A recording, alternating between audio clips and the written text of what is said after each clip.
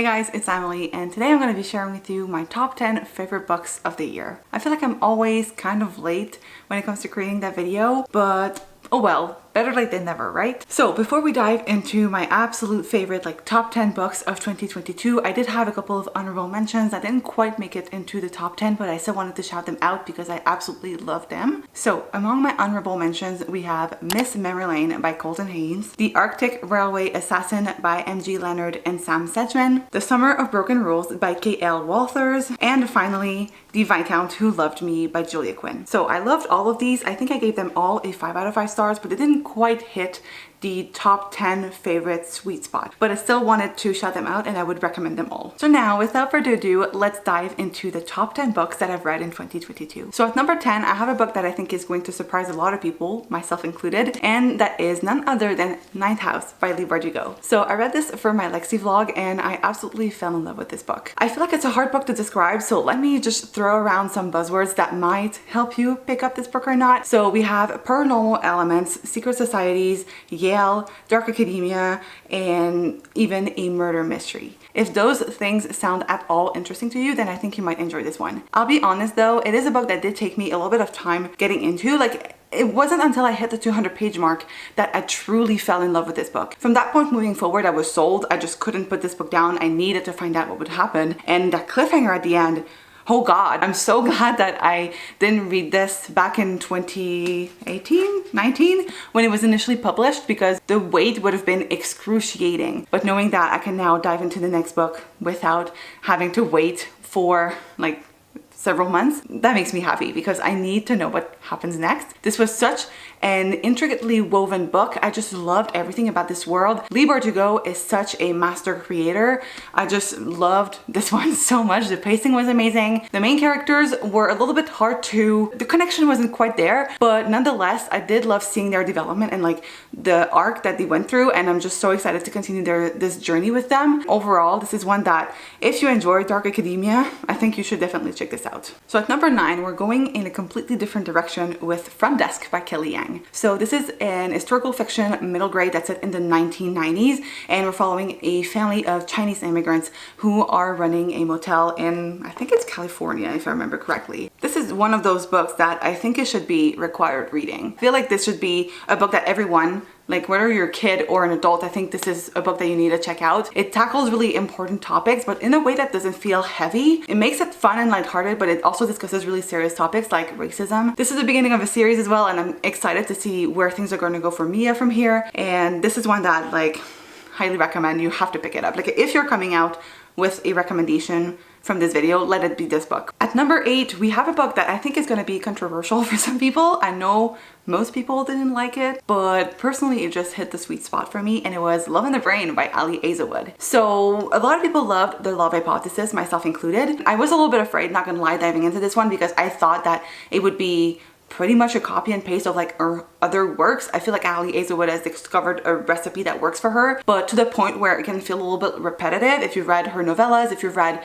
The Love Hypothesis, you can see some resemblances between all of them and they kind of all bleed together. But this one, for some reason, just really hit the sweet spot for me. It's enemies to lovers, it's secret pen pals, and those are two of my favorite tropes. And so I had a feeling that I would end up enjoying this one, and I'm so glad that I did. It is such a fun read. For me, this wasn't a book that is life-changing or anything like that, but it was exactly what I needed at this time. I do feel like Ali Azawood went a little bit heavy-handed with the Harry Potter references and all of that. I could have done without those, but other than that, I just really loved seeing the two main characters coming together and overcoming their challenges to just be one team, not only in terms of their work but also beyond that. So I just really loved the relationship in this one. So if you enjoyed The Love Hypothesis and are interested in reading this one, this is one that I would recommend. So at number 7, we have 2 books that are tied in my heart. I cannot really tell you which one would be my favorite, so that's why I am cheating a little bit and I'm including 2 books for the 7 spot. And so we have Listen to Your Heart by Casey West and Today, Tonight, Tomorrow by Rachel Lynn Solomon. I read both of these at a similar time. I think I kind of was craving a YA contemporary, and so I picked both of these up pretty closely to one another, but let me talk about Listen to Your Heart First by Casey West. So this one was gifted to me by my friend Megan, and I read this for a video where I read her favorite books. And I'm not gonna lie, I was a little bit hesitant diving into this one because Casey West has been such a hit or miss author for me in the past. Like, I've enjoyed some of her past work, but her most recent stuff hasn't done it for me. Like, I have given most of those books like 2, maybe 3 stars at most, but nothing that had really impressed me. And so diving into this one, the expectations were, like, the stakes were high because I really wanted to love one of my friend's favorite books, you know? But I ended up like flying through this. I read this in like 24 hours or less, and I just couldn't put this book down. We're following our main character who is thrown into this podcasting thing. She has to host a podcast. She doesn't really want to be the face of the podcast, but it falls onto her shoulders. And I just really loved following our main character as she was trying herself to figure out what she wanted out of life, because she had always done things a certain way and she kind of knew where she was going, but she had to open herself up and try different things and get out of her comfort zone. And for that, I really enjoyed it. I think this book also did the romance part really well. It didn't feel overly cheesy, or if it did, it just felt like the right amount of cheese. Like, it didn't feel like it was over the top sweet. But yeah, really loved this one. It was a 5 out of 5 stars. I'm so glad that I read this because it kind of reignited my love for YA contemporaries. And that is where Today, Tonight, Tomorrow comes in. I think I read this one after I read Listen to Your Heart, and I was just craving a contemporary at that time, and I knew that this one was quite hyped. It is an academic rivals to lovers story that follows 2 teenagers on their very last day of high school. There's this scavenger hunt / assassin game throughout the city of Seattle, and to me it just hit all of the right things. Like, all of those tropes, like all of those elements are the recipe for a perfect book for me, and Rachel Lynn Solomon really did rise to the challenge. I just really loved the relationship in this one. I could see myself in the characters, and I think that's why I related to this, because I remember when it was like being in high school and feeling this way and being a teenager, and this just brought me back maybe 10 years ago. Oh my god, I'm so old. But yeah, really love this one. It's kind of reigniting my love for YA contemporaries, and it also really elevates the quality or just like the standard that I'm like getting accustomed to when it comes to YA contemporaries, because I feel like for a while there I wasn't reading as many YA contemporaries simply because I felt like they were too young for me and that I had grown out of them. But this just really makes me understand that there are so many amazing YA contemporaries on the market even right now, and so this one is one that you should definitely check out if you are into academic rivals to lover stories and if you like scavenger hunts type of games, because this book was just the perfect balance between the two. At number 6, we have another book that I think is going to be a little bit controversial, but it is Book Lovers by Emily Henry. So I know not everyone loved this one, which I find hard to understand, because to me this one of Emily Henry's best books so far. But the way I see it, if you've enjoyed Beach Read, this is going to be right up your alley. If you preferred People We Meet on Vacation, which I didn't like, I think this book you're not going to like. And so since I am a Beach Read fan, I did like Book Lovers. It follows kind of a similar premise, I guess. We have Nora, who is an editor, and then she goes to a small town with her sister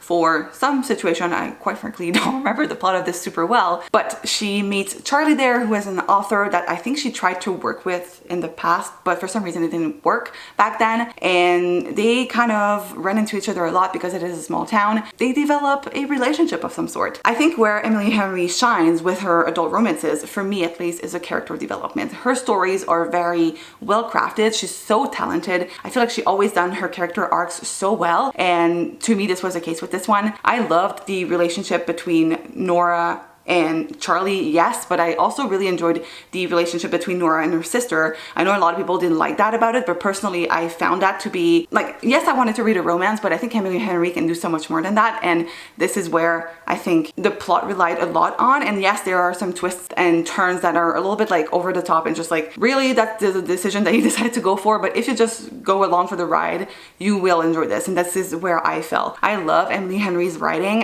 I love her books. Like, to be honest, she's one of my auto-buy authors. She has a new one coming out in 2023, and even though it's not a trope that I typically would enjoy, I know I'm going to buy it because I always end up, or most of the time, end up falling in love with her writing and her books and her characters. So this is one that to me felt like a 5 stars, though I can understand why a lot of people wouldn't like it. And if you liked Beach Read, I think this is going to be one that you will want to check out. At number 5, we have a reread, which I typically wouldn't enjoy. I try to keep my rereads separate from the rest, but in this case, it changed my mind about this book and the rest of the series, which is why I am breaking my own rules and including this book within my top 10 of the year, and it is The Gilded Wolves, Rai Roshni Chokshi. So the first time I read this, I think it was in 2018, like the first year that I had my channel, maybe 2019, when this first came out basically. And I remember giving this like a 3.5 maybe out of 5 stars. I had liked it, but not as much as I would have wanted. When it initially came out, a lot of people were enjoying this, but then the negative reviews started rolling in, and I think a lot of people started hating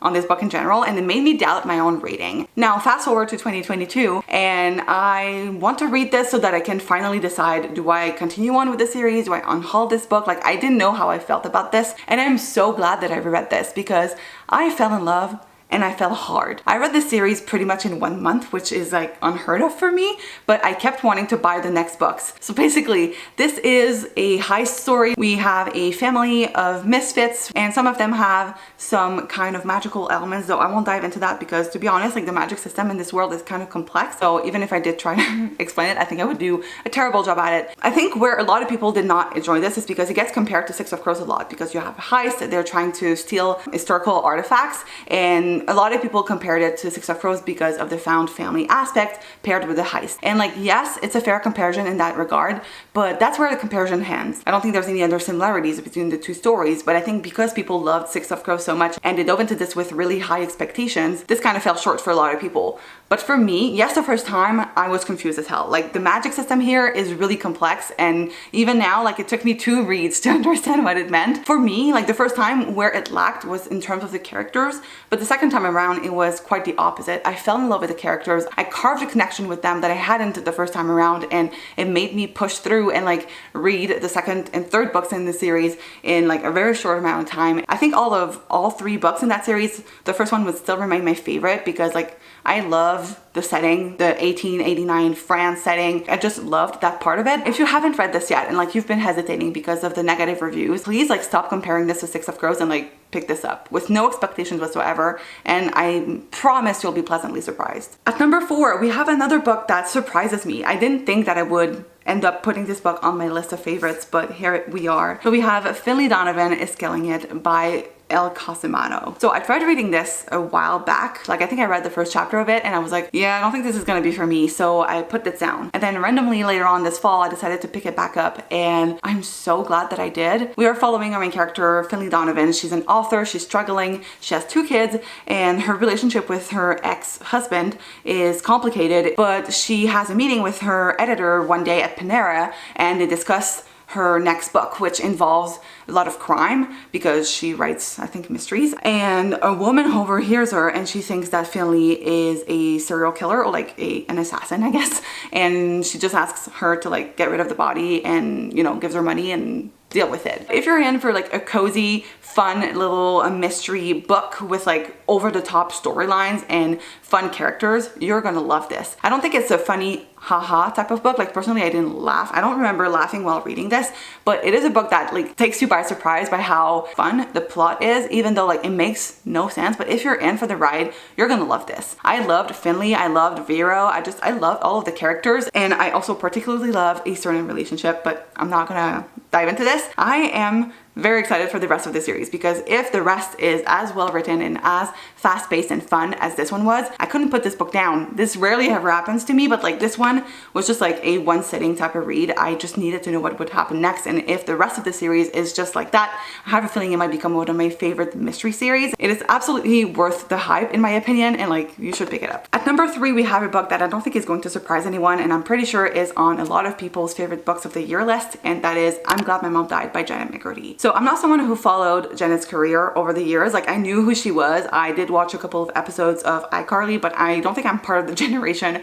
who did grow up with iCarly. And so while I knew what it was and I knew who Janet was, I wasn't necessarily that invested in her career. But because of the praise that the book had gotten, I got curious and I wanted to read it. And while I completely understand the hype, I do want to say, if you're going to read this, please look up the trigger warnings for this, because it is absolutely worth it. Like, it's worth the read. I think it's so well written. I think it's such a shame that Janet's mom did not encourage her into like pursuing writing, because this is clearly what she's meant to do. It's super well written. It's very vivid. I felt like I was watching a movie. Like, I felt like I was watching a documentary of Janet's career, but it does deal with pretty heavy stuff, like her eating disorders, her abusive relationship with her mother, and a lot of other topics. So like, please be careful diving into this, but if you're feeling comfortable with it, I think you should definitely check it out. It is one of the best memoirs I've ever read, and it definitely rises the bar when it comes to the quality of memoirs that I will now be looking for. At number 2, we have what is probably my favorite romance of the year, and it is A Dangerous Collaboration by Deanna Raybourn. So this is book 4 in the Veronica Speedwell series, and may I say,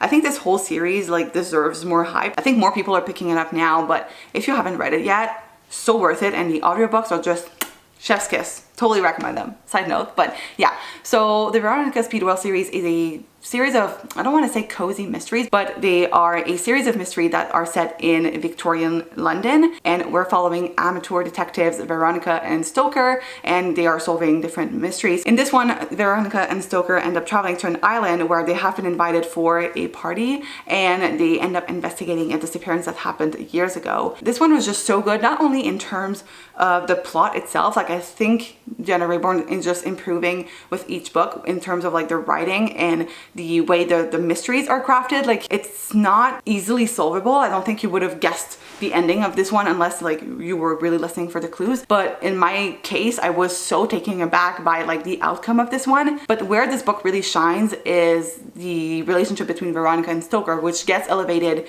to a brand new level. And I think as a reader, you get to expect this outcome, and you're waiting for it. Like, you start with book 1 and you're like, when are they gonna get together? And like, without spoiling this, they get to a new level in their relationship that we have kind of been waiting for, but like we didn't know when this would happen, and I'm so glad that it finally happened. But yeah, I love this one. I'm so excited to continue with the rest of the series. This is definitely a series that you should pick up because they're like 8 books and they're all super fun. I think like I've given most of the books 4 stars, except for like this one that I've given a 5, and the previous one that I've also given a 5. So like they're all a super fun time, and the audiobooks are really worth it. So please check this out. And at number 1, we have a book that a lot of people added to their lists a couple of years ago, and I finally caught up to the hype, and it is The House in the Cerulean Sea by TJ Klune. So in this one, we're following Linus Baker. Linus works for the government for the like care of magical children department, and his job is to go to houses where magical children are taken care of and investigate them and make sure that they're up to code. And he is sent to this house on the Cerulean Sea that's like one of the top level houses because the children that are there are very special. Some of them are very dangerous, some of them are like unlike anything that has ever been recorded, and so Linus is tasked to making sure that this house is up to code and that the children are being well taken care of. And while Linus is there, he discovers new things that kind of change his perspective on life, on his work, and on himself. This was just such a heartwarming read. I think it was V. Schwab who said it best. On this cover it says, "I loved it. It's like being wrapped up in a big gay blanket. Simply perfect." And I couldn't agree more. This is such a heartwarming read. It reads like a Pixar movie, to be honest. I could totally imagine this being turned into a Pixar movie. It just reads like a blend between a middle grade and adult. Like, yes, it's adult or following adults, and there are magical children there, so that's why I guess the middle grade part is tied in. But I just really love the way this was constructed. I loved how, yes, at first it's difficult to root for Linus because